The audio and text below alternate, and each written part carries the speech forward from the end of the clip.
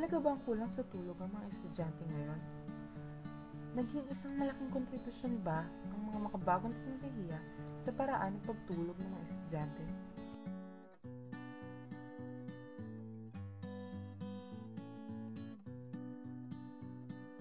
Gising, kain, ligo, pumasok sa eskwela, kumala, umuwi, gumawa ng gawaing bahay, kumain, gumawa ng takdang aralin at matulog pagkatapos. Iyan ang mga karaniwang gawain ng estudyante noon. Simple lang ang buhay noong panahon ng ating mga lolo at lola. Matulog na maaga at gumising ng maaga. Gising, kain, ligo, pasok sa eskwela, punta sa skating practice, punta sa piano or violin lessons, computer, kain, gawa ng takdang aralin, matulog. Iyan ang pangkaraniwang gawain ng isang estudyante ngayon. Kung minsan pa ay naisisingit pa ang pagpapractice, paggala at gimikan sa gitna ng kanilang mga gawain. Sa paglipas ng panahon, unti-unting umuunlad ang buong mundo sa larangan ng siyensya, teknolohiya at iba pa.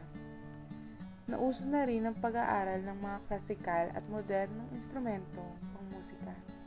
O kaya naman kahit anong sports katulad ng skating o baseball na dumadagdag sa mga gawain ng kabataan ngayon.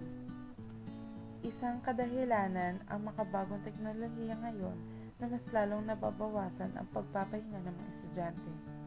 Sa kagustuhan nilang makahabol sa takbo ng panahon, gumugugol sila ng maraming oras para lamang makipag-text na minsan ay halos hanggang hating gabi na bagong bitawan ang mga cellphone. Maglaro sa computer ng mga online games na minsan ay sobra na hanggat mabutas ang bulsa ng walang pakinabang. Usong-uso na rin ngayon ang mga socializing sites katulad ng Facebook, MySpace, Twitter at iba pa. Halos 3 hanggang 4 na oras ang ginugugol ng maraming kabataan sa mga websites na ito na nakakabawas din sa mga oras ng pamamahinga nila. Di pa kasama doon ang mga gimmick at galaan na kagaya ng malling, partying at iba pa.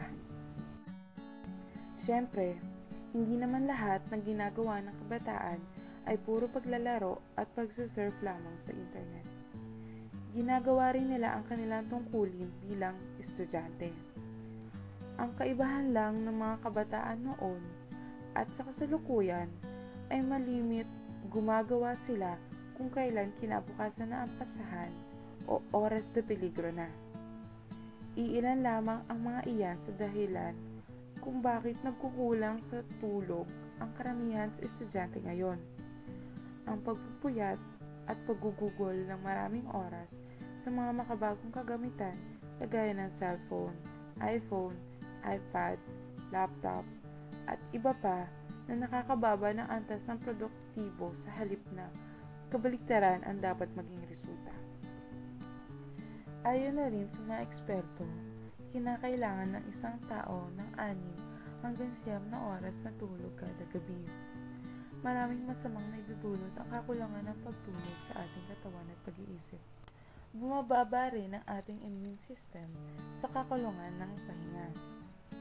Sa kadahilanang habang tayo ay natutulog, dito ginagawa ng ating katawan ang mga kemikal na kinakailangan upang pataasin ang ating immune system o resistensya laban sa sakit. Kapag bumaba ang immune system, ay malaki ang tsansang magkasakit ang isang tao. Kapag nagkasakit ang isang tao, ay kinakailangan bumili ng gamot. Lalo na sa panahon ngayon na may kamahalan ang mga gamot, kaya kailangan nating alagaan ng mabuti ang sarili upang maiwasan sa di inaasahang pagkakagastusan.